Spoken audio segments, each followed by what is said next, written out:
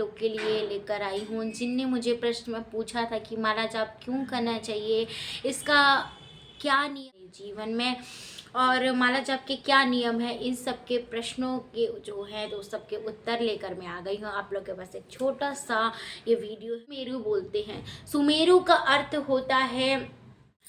राधे राधे सभी को, मैं PS ठाकुर आप लोग का स्वागत करती हूँ एक अच्छे से ब्लॉग में। तो आज का ये वीडियो मैं उन सभी लोग के लिए लेकर आई हूँ जिनने मुझे प्रश्न में पूछा था कि माला जाप क्यों करना चाहिए, इसका क्या नियम है, माला जाप करने के क्या नियम है, हमें नियम बताइए। तो इस उपलक्ष्य पे मैं ये वीडियोस आप सभी के लिए लेकर आई हूँ। तो आप लोग से निवेदन है कि आप लोग इस वीडियो को अंतिम तक लास्ट तक ज़रूर देखिएगा, बीच से स्किप मत कीजिएगा। अगर आप लोग बीच से कट कर देंगे, पूरा नहीं देखेंगे तो आप लोग को समझ में नहीं आएगा और ना ही आप लोग को इसका नियम पता चलेगा कि माला जाप क्यों करना चाहिए और किस लिए, इसके क्या नियम है। तो आप लोग अंतिम तक जरूर देखिएगा, आपसे निवेदन है। तो चलिए आज का ये वीडियो यहाँ से मैं शुरू करती हूँ। तो प्लीज़ निवेदन है पूरा देखिएगा। तो पहला मुझे प्रश्न आया था कि माला जाप क्यों करना चाहिए। तो माला जाप इसलिए करना चाहिए क्योंकि हमें अपने आप के मन को एकाग्र करने के लिए माला जाप करनी ज़रूरी है। क्योंकि हमारा मन इस संसारिक मोह माया में इतना भटका रहता है कि हमें ना ही भक्ति में मन लगता है और ना ही तो इन सब को मन को एकाग्र करने के लिए, अपने मन के चित्त को एकाग्र शांति लाने के लिए जीवन में माला जाप जरूरी है। क्योंकि नाम में वो शक्ति है, कलयुग केवल नाम आधारा। तो कलयुग ही एक ऐसा है, युग है जिसमें हम नाम जाप से एक प्राणी मात्र का उद्धार हो जाता है। तो हमें माला जाप करनी चाहिए। तो माला जाप के नियम क्या है। तो पहला नियम ये है माला जाप का कि हमें सबसे पहले सुबह ब्रह्म मुहूर्त में उठना चाहिए। ज़रूरी नहीं है कि हम ब्रह्म मुहूर्त में ही उठे, वो आपकी इच्छा है कि आप ब्रह्म मुहूर्त में उठें। जिसकी इच्छा है वो ब्रह्म मुहूर्त में उठे। नहीं तो दो नियम है, एक सुबह ब्रह्म मुहूर्त में 6 से 7 8 के बीच में आप माला जाप कर सकते हैं, या फिर दिन भर में जब भी आपको समय मिले, जब भी आप फ्री रहे तब आप माला जाप कर सकते हैं। और संध्या काल जब सूर्य अस्त हो जाता है, सूर्य अस्त के पहले जब संध्या काल का पूजन का समय रहता है, तब घर की आप पूजा करके तब आप माला जाप कर सकते हैं। पहला नियम ये है। अब दूसरा नियम माला का क्या, जाप का क्या है, माला पकड़ने का तरीका। तो ये मैंने तुलसी माला ली है। माला दो प्रकार की आता है, एक तुलसी माला रहती है, एक रुद्राक्ष की माला रहती है। तो जो आप में सक्षम हो वो आप माला जो आपको अच्छी लगे, रुद्राक्ष की माला, रुद्राक्ष जो शंकर जी के भक्त हैं वो रुद्राक्ष माला लीजिए। तुलसी, मेरा कहना है तुलसी मैया बहुत ही पवित्र, तुलसी माँ से पवित्र कोई नहीं। तो रुद्राक्ष भी ले सकते हैं पर तुलसी माला बहुत ही बेस्ट है। तो माला कैसी पकड़नी चाहिए ये मैं आप लोग को बता रही हूँ। तो ये माला रहती है, इसमें पूरी 108 मोतियाँ रहती हैं। ये तुलसी की बनी हुई माला है, इसमें पूरी 108 रहती हैं। और ये जो रहता है, ये जो पॉइंट रहता है, इस पॉइंट को हम सुमेरु बोलते हैं। ये पूरे मोतियों को तो हम माला बोलते हैं, पर ये जो बीच का पॉइंट जिसमें गांठ लगी रहती है, जो एक मोती रहता है, ये जो आके अंतिम जिसको मोती हम बोलते हैं, यहाँ से जिसकी शुरुआत होती है, इसको हम सुमेरु बोलते हैं। सुमेरु का अर्थ होता है जिस पर्वत जो बीच में रहता है, सुमेरु। तो इसको सुमेरु बोलते हैं। तो यहीं से हम माला पकड़ने का क्या, अनामिका उंगली, तर्जनी उंगली, ये जो छोटी उंगली है, छोटी उंगली अपवित्र मानी जाती है। ये बीच जिससे हम भगवान को तिलक करते हैं, तर्जनी उंगली का उपयोग नहीं करना चाहिए क्योंकि यह अहंकार का प्रतीक होती है। क्यों, ये छोटी उंगली इसको नहीं उपयोग में लाना चाहिए, और ना ये बीच वाली उंगली। आप जब गौमुखी किसको बोलते हैं, जिसमें ये माला रहती है, कपड़ा जो झोली टाइप सा रहता है उसको गौमुखी बोलते हैं। उसके अंदर ये माला रखी जाती है और माला जाप करते समय किसी की नज़र इसमें नहीं पड़नी चाहिए। क्यों नहीं पड़नी चाहिए मैं आगे बताती हूँ आप लोग को। तो ये माला को हमको ऐसे पकड़ना चाहिए। ये उंगली, ये जो दो उंगलियाँ, ये दो उंगलियों को आपको अगर ये 2 उँगली बीच में आती हैं तो इनको मोड़ लीजिए 2 उँगली को, जिससे हम भगवान को तिलक करते हैं, सॉरी, जिससे हम भगवान को तिलक करते हैं, इससे तिलक करते हैं भगवान को। तो अपन को सिर्फ ये अनामिका उंगली और अंगूठे से, थंब से, सिर्फ ये 2 उंगली के प्रयोग से माला को जाप करनी है। तो कैसे करनी है? जिस तरीके से हम कुएं से पानी निकालते हैं उसी तरीके से हमको माला जाप करनी। कैसे? ये पॉइंट हम गिनेंगे कहाँ से, यहाँ, ये इसको छोड़ देंगे एक, और आके जब अंतिम हमारा जब माला पूरी जाप हो जाएगी तो हम अंतिम इसको नहीं गिनेंगे। क्यों? क्योंकि ये सुमेरु है, इसी से यही हमारा एक, जैसे 108 गिनती लेते हैं तो 108 न गिनकर हम 107 गिन के फिर यहीं पर आके हम माला को पलटेंगे नहीं। कैसे करेंगे मैं आपको आगे बताती। तो यहाँ से ये पहला है, जैसे कोई राधे कृष्ण हरे कृष्ण हरे कृष्ण हरे कृष्ण कृष्ण हरे हरे हरे राम राम राम हरे हरे, ये पहली माला हमारी, पहली मोती कंप्लीट होती है, एक गिना जाएगा। और कैसे पकड़ेंगे? ऐसे, ये जो उंगली, ये अहंकार की उंगली है, ये जो बीच वाली उंगली रहती है, जब गौमुखी हम लेते हैं और माला हमारी अंदर पूरी रहती है गौमुखी के अंदर, तो ये जो उंगली रहती है हमारी अहंकार वाली, ये बाहर रहती है, और ये सब, ये 3-4 उंगली हमारी अंदर रहती हैं। ये अहंकार का प्रतीक होती है, इसीलिए ये अशुद्ध कहलाती है, इसलिए ये बाहर रहती है गौमुखी। जब हम माला को पकड़ते हैं तो ऐसे ही पकड़ते हैं, ये उंगली को हम मोड़ लेते हैं। सिर्फ ये 2 माला में सिर्फ ये 2 उंगलियों का ही प्रयोग रहता है, एक ये अनामिका उंगली और एक ये थंब का। माला ऐसे ऐसे जाप की जाती है, ऐसे ऐसे, जैसे हम कुआं से पानी निकालते हैं ना, ऐसे ऐसे ऐसे करके एक एक मोती को आगे बढ़ाते जाते हैं, नाम स्मरण करते जाते हैं, मंत्र का उच्चारण करते जाते हैं, और माला ऐसे हरे कृष्ण कृष्ण कृष्ण हरे हरे, हरे राम राम राम हरे हरे, हरे कृष्ण कृष्ण कृष्ण हरे हरे, हरे राम राम राम हरे हरे। ऐसे ऐसे एक एक मोती को हम ऐसे ऐसे करते जाएंगे गौमुखी के अंदर, करते जाएंगे पूरा। ऐसे करते करते फिर मैं आपको बताती हूँ, जब भी पूरी माला कंप्लीट हो जाती है अपनी, जब हम सुमेरु पर पहुँचते हैं तो कहते हैं सुमेरु को लांघना नहीं चाहिए।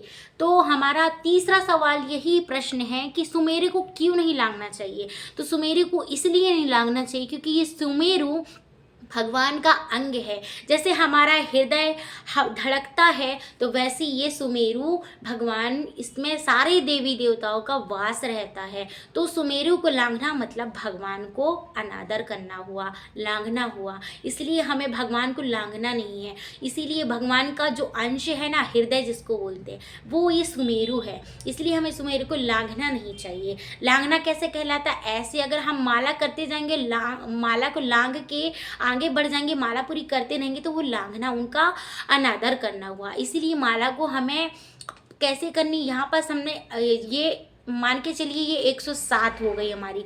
अब 108 इसको करना, तो इसको 108 तो गिनेंगे, परंतु अब माला को ऐसे पलट के ऐसे करेंगे, ऐसे करके माला को फिर वहीं से स्टार्ट कर देंगे, ऐसे करके, मतलब ऐसे जैसे हमारे पहले थी तो उसको हम माला को पलट देंगे, मतलब ऐसे पलटेंगे ना कि हम सुमेरु को लांघेंगे, सिर्फ माला को पलट देंगे। कैसे? जैसे ये मोती पकड़ा है, ये मोती पकड़ के ऐसे करके माला को ऐसे पलट के फिर वहीं से हम स्टार्ट कर देंगे, मतलब ऐसे पकड़ेंगे, सुमेरु को लांघे भी नहीं और माला हमारी पलट गई।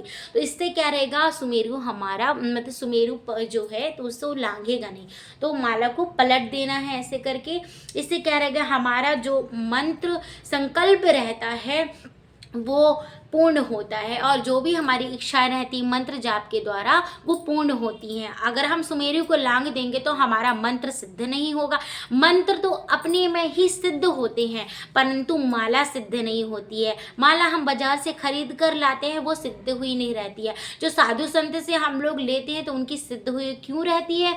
क्योंकि उनके पास इतना तेज, इतना तपोबल रहता है कि वो अपने तपोबल से उस माला को सिद्ध कर देते हैं। पर अपन लोग को बहुत समय लगता है। क्यों समय लगता है सिद्ध करने में? क्योंकि एक एक मंत्र उच्चारण कई लाखों करोड़ों जब अपन लोग इस माला में कर लेते हैं, तब जाकर हम वो माला हमारी सिद्ध होती है। और सिद्ध कैसे होती है? जब हमारे माला कंप्लीट, सिद्ध कैसे पता चलेगा कि हमारी माला सिद्ध हो चुकी है? जब हमारी माला सिद्ध हो जाती है तो हमारे अंदर सुकून मतलब शांति, हमारे जीवन में शांति आ जाती, आनंद आ जाता है, भगवान की भक्ति में मन लगने लगता है। और कोई छल कपट छिद्र कोई भी अगर कोई हमसे जैसे कोई बुराई कर रहा है किसी के बारे में तो हम नहीं सुनते हैं। क्यों? क्योंकि हमारे अंदर करुणा भाव आ जाती है, उसके लिए दया आ जाती है। इसीलिए ये माला जाप करने से ये प्रभाव पड़ता है हमारे जीवन में। मन अहंकार हमारे अंदर से नष्ट हो जाता है पूरी तरीके से, हमारा मन शुद्ध हो जाता है, हमारा मन पवित्र हो जाता है, हमारा मन बुरी चीज़ों से, बुरी लत से, कुछ भी चीज़ जो बुरा चीज़ होता है, तामसिक भोजन हो या तो फिर तामसिक चीज़ें जो भी हो, वो चीज़ें से हमें घृणा होने लगती है। माला जाप से ये होता है।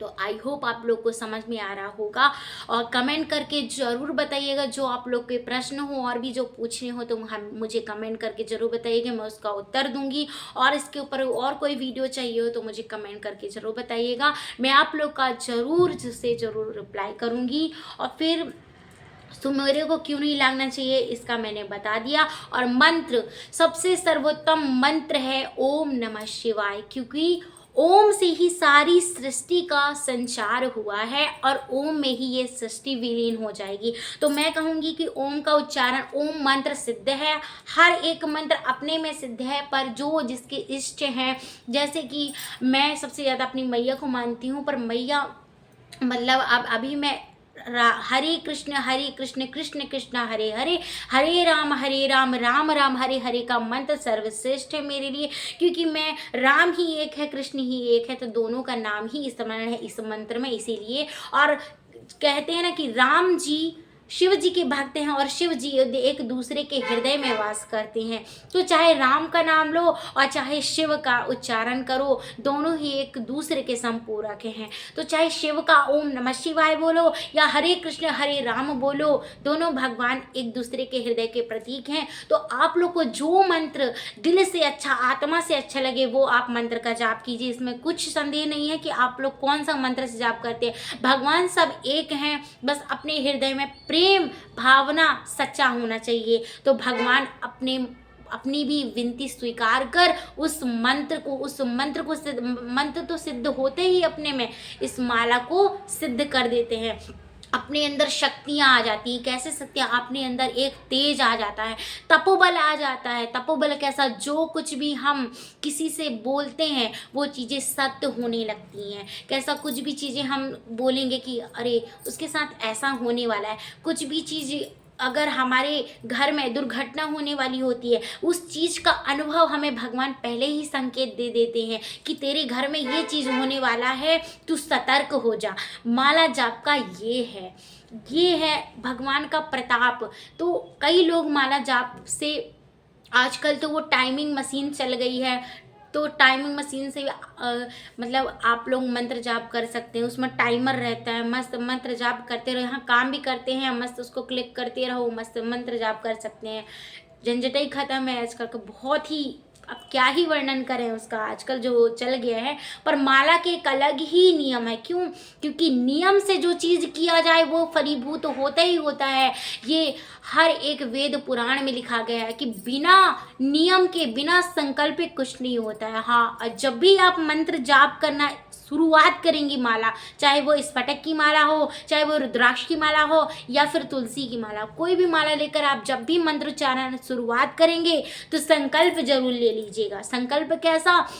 कि हम इस गोत्र से हैं, हमारा ये नाम है, हम यहाँ स्थान से रहते हैं, हम इस देवी देवताओं का मंत्र उच्चारण करने आज से जा रहे हैं, हम इतने मंत्र का उच्चारण करेंगे। तब तक आप इस संकल्प को उच्चारण करके मस्त आप लोग उच्चारण कीजिएगा। फिर इसके बाद उच्चारण करके संकल्प करके छोड़ दीजिएगा भगवान के पास, और एक ज़्यादा से ज़्यादा हो सके तो एक श्रीफल रख दीजिएगा, ताकि जब आपका वो संकल्प पूर्ण हो जाए, आपकी इच्छा पूर्ण हो जाए, तो उस नारियल को कहीं जाके दान दे दीजिएगा या फिर विसर्जन कर दीजिएगा।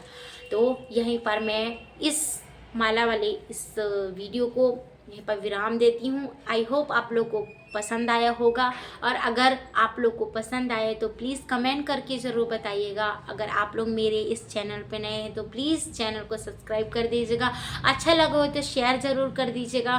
कमेंट में राधे राधे ज़रूर लिख दीजिएगा। मिलते हैं एक अच्छे से नेक्स्ट व्लॉग में। तब तक के लिए सभी को राधे राधे, जय श्री राम, जय श्री राम। और कैसा लगा कमेंट करके ज़रूर बताइएगा। धन्यवाद।